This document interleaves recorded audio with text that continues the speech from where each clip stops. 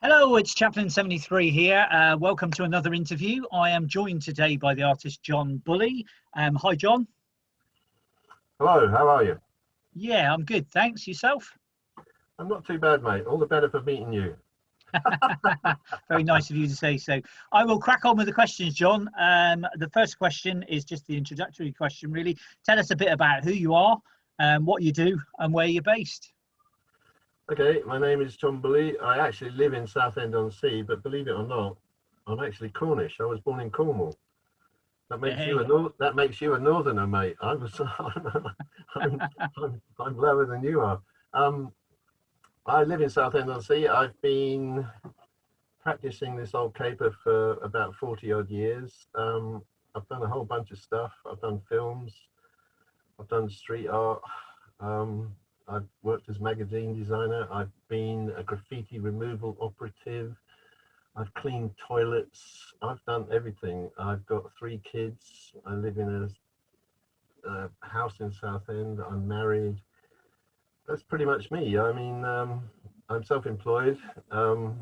It's been feast and famine. It's sometimes it's great, sometimes it's not, but it's been interesting. It's not been boring. I can tell you that.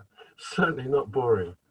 Yeah, that's pretty much me, mate. Go on. Yeah, I'll just pick up on a bit that you just said. Then you're originally from Cornwall. Whereabouts in Cornwall? I was born in Redruth. Oh, right. Yeah. My dad was in the Duke of Cornwall's Light Infantry. So I mean, and he was based at Bodmin. So I've spent time at Bodmin as well. I absolutely love Cornwall. I know I don't sound Cornish. I sound like I sound, but we didn't actually live there that long. I'd love to be there. I think it's great, but there's no work down there. I mean, there's also no Cornish people down there. They're all bloody Londoners. I completely agree with you. I'm from the Midlands and I live in Chasewater, just outside Truro. So I am slightly north of Redruth, but I am joining you from Cornwall. So no, you know exactly what it's like, mate. You know exactly what it's like.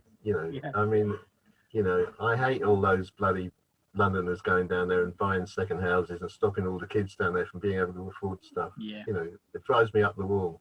Yeah. I best not get on that soapbox now, John. No, we'll get off. We'll off politics. All right, go on. So, who or what influenced your style of art?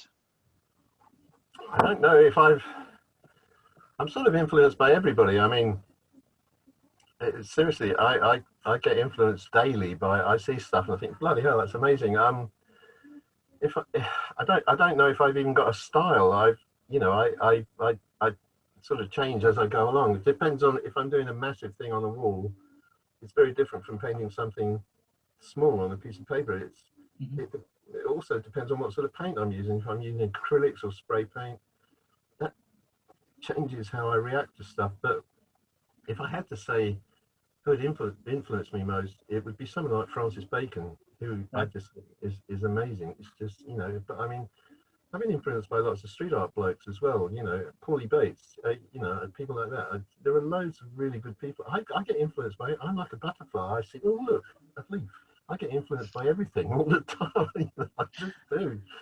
I'm very much the same. Yeah, it would be very hard to pin where my influence is because there's so many artists that I've looked at their work and thought, that's brilliant. I like that. I could take a bit of that. I could take a bit of that. Take a bit of that. Well, it was Picasso. I think it was Picasso who said, all artists borrow, but the best artists steal. Yeah. And then Banksy stole it, didn't he? Well, typical bloody Banksy. Yeah.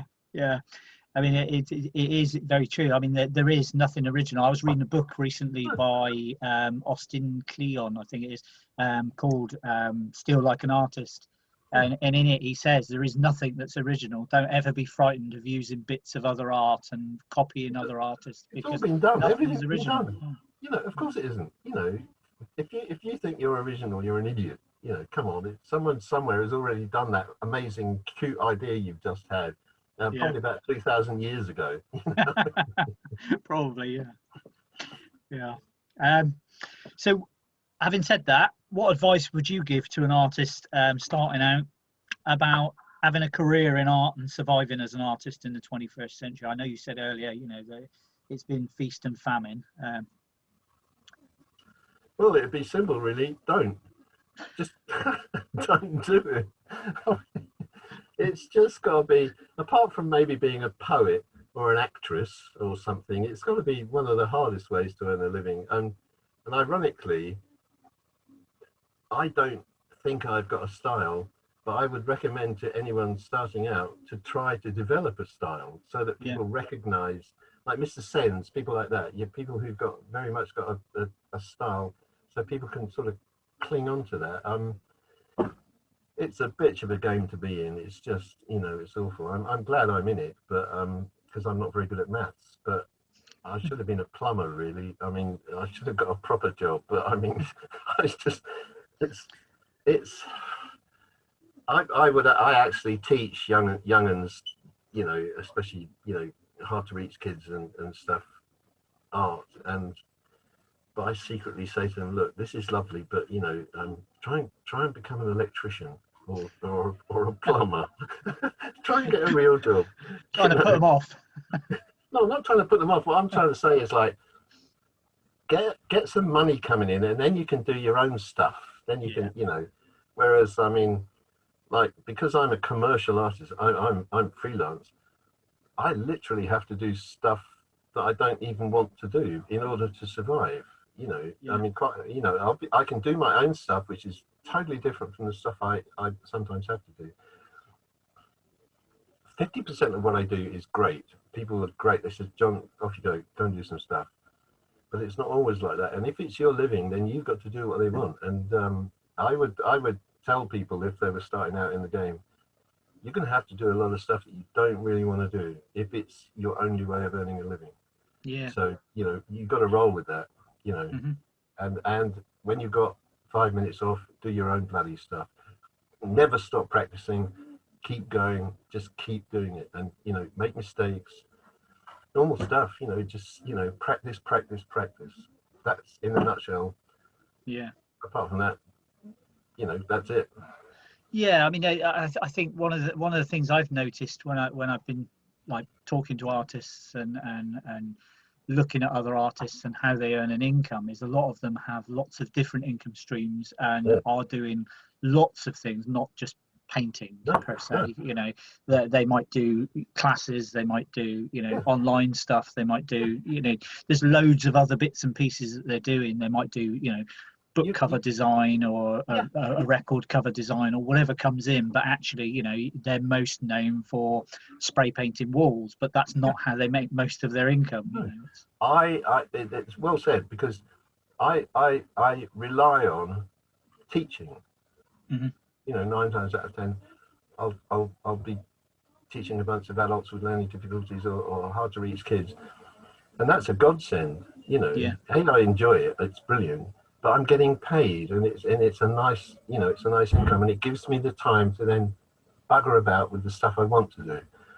And every now and again somebody will say, there's a sodding great wall, do you want to do something on that? Yeah, great.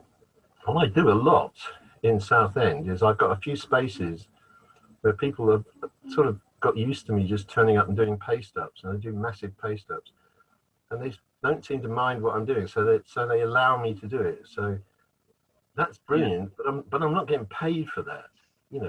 It's all about exposure, but at least I can do what I want to do. Nobody says you can't do that. I'm going to do that. Okay, great. It's a hard old game. Yeah. As you well know. Definitely. So if I quite like this question, I ask quite a lot of people this question, and quite a lot of people struggle with it. So if you could spend 24 hours with any artist, living or dead, and who would it be, and what would you do? I will not struggle with this. It would be Francis Bacon. I would watch him painting because I cannot believe how good that bloke was. I would then go down to the pub with him and get absolutely rat-arsed and be insulted by him, because apparently, by all accounts, he was a real arsehole. He wasn't a very nice person. So it would be embarrassing, and I probably wouldn't enjoy it much, but it would be Francis Bacon. His work is, I think he's a genius. His stuff is amazing. I wish I could paint half as well as he could. I mean, So for me, that's a simple question. Francis Bacon every day, you know. When you mentioned Francis Bacon earlier, I had a feeling that the answer to this question was going to be Francis Bacon, and alcohol was going to be involved somewhere along the line because it was Francis Bacon. You know, I'm not gay, so I can't go down that road, but I can certainly drink. So you know, I mean, and he could drink. You know. Yeah. So I would end up with a very sore head and lots of insults flying my way. You know, but I'd do it. I would prostrate myself before him. You know, I admire him so much. I think the man was an absolute bloody genius. Yeah. That's me, mate. A huge amount of talent there, but I think a huge amount of frustration and anger came out when he drank. Yeah, It's exactly. passion. It'd definitely be a night to remember, wouldn't it? You know, or a day to remember. Well, I'm not sure you'd remember it. All right, a day to hear stories about later. Exactly. Where am I? What the hell happened last night? Yeah, exactly. How did I wake up here? Yeah, exactly. Oh dear. I'm always impressed by his studio, the pictures of his studio, and the just utter chaos that was in his studio, but the beautiful paintings that he precisely made. Out of that chaos came these amazing paintings. You know, I mean, it sums it all up. You know, his life was chaotic, a mess, a total mess, but he produced these amazing images. You know, that's Bacon. Yeah, definitely. That's me, mate. Bacon. So the final question, what's in store for the future? Have you got any current or upcoming projects that you could share with us today? Yeah. I'm actually we're putting together a Southend Arts Festival. So at the moment I'm up to my neck in admin, which I hate. I'm doing lots of emails and typing and stuff and trying to throw a bunch of people together. This is very much about involving the community. So it really is about, you know, talking to people on the street, getting local people involved. It really is about all the people that never get a chance to do stuff. We're going to do, hopefully, if we get the funding, it's all about the funding. The Southend Borough Council are pretty keen on us at the moment. So I want to do a big street art thing, a sort of upfest, you know, a mini upfest, all that sort of stuff. Get a gallery set up just for local painters. There's no curating. If you want to have a go and stick your work in there, stick it in. I don't care. We've got comedy, dance, theatre. We've got music.